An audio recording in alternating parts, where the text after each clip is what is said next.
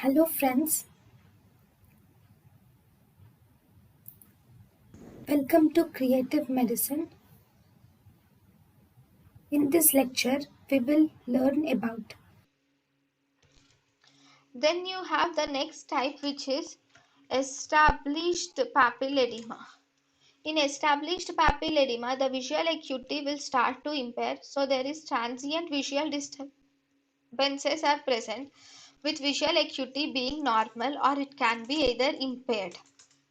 So there is visual disturbance are only present for a small period of time and it is transient. Visual acuity will be normal or it is impaired with enlarged blind spot is seen.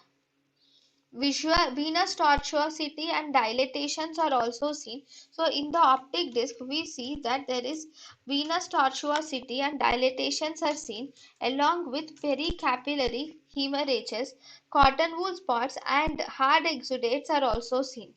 Along with that, the optic disc will be elevated with obliteration of the cusp, and retinal and choroidal plates are also seen in the optic disc changes.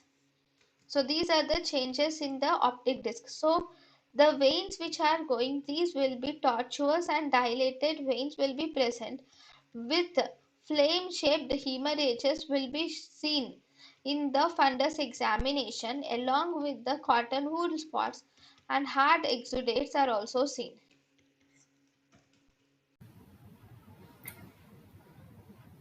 thank you and thank you for watching.